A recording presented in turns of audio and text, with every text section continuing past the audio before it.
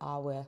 The Nigerian Education Loan Fund has expressed concern over reports that some tertiary institutions are engaging in unethical practices by delaying or refusing to refund students whose tuition fees had already been paid before the disbursement of NELFUND loans. The fund has also raised concerns over arbitrary increases in tuition and other institutional charges by some institutions.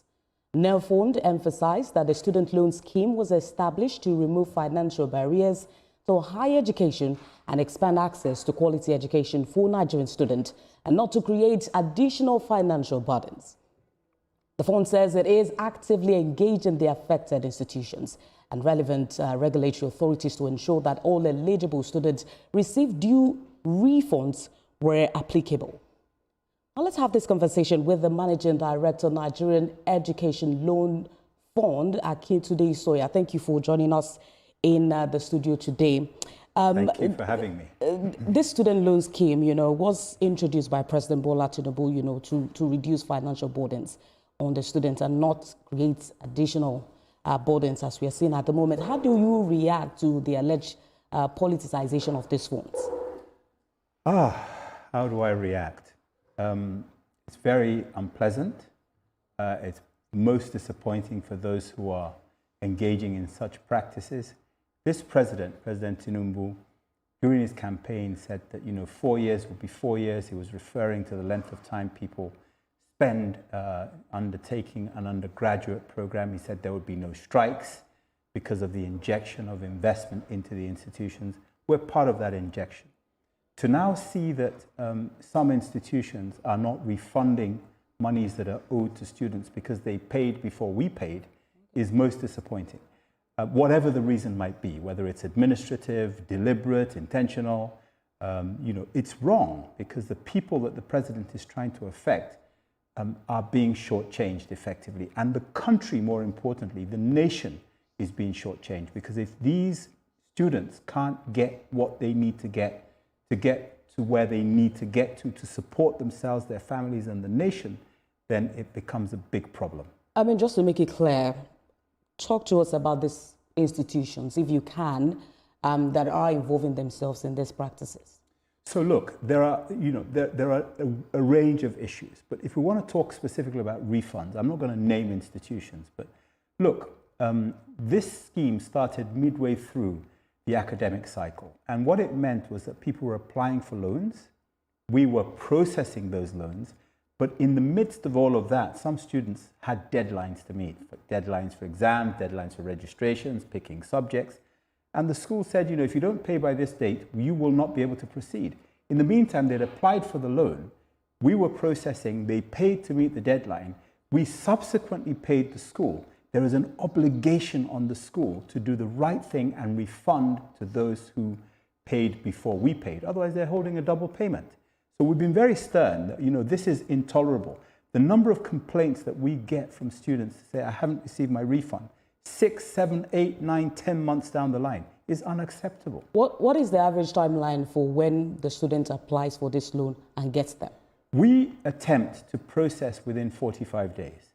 But in this regard, it's not really relevant because what we need to do is make sure that we follow a process that has financial probity and ensures that we're delivering funds to the right people or the right schools at the right time. We will go through our processes. 45 days is a target date for making this happen. However, as I said, 45 days when you apply a day before the portal closes takes you into a totally different zone in terms of when we get to pay. So in some instances, students didn't know this scheme was available, so they applied late, so the funds came late. But that's our target period, 45 days. So what you're saying is this politicization of these funds comes from the universities and not from NELFUND itself? Well, we're not a political organization. This is a technical delivery organization carrying out a welfareist program.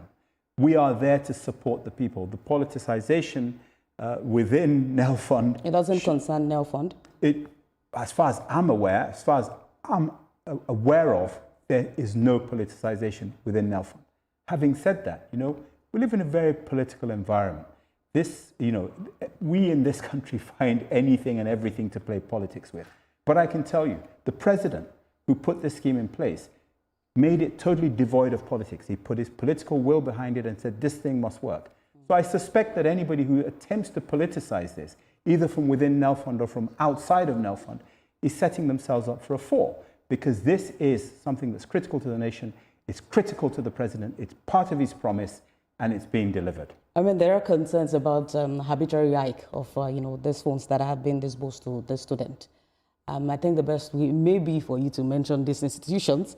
But is there a monitoring mechanism, to ensure that, these loan approvals are not influenced by, politics, ethnic groups, religious considerations, and all of that? So from our side, it's totally agnostic. We don't know whether a person is from the east, the north, the west, the south. We just don't know. All we know is that somebody has applied online. We process that application if they've got all the things that we ask them to provide us with. Once we've processed, we take it through a process of ensuring that the institution is informed that we received applications from the following students from your school. You confirm to us that those things are correct, including the fees. When the school comes back to us and confirms that everything's okay, sometimes they take people out, people may have died between the application and when they actually get, when it actually gets to the school, people may have dropped out, people may have, may change their minds about various things. So we have to go through that verification. Once the school comes back and says, out of this list of 10,000 people you sent to us, 9,300 are okay, the other 700 are not. That's where we process, that's what we pay for.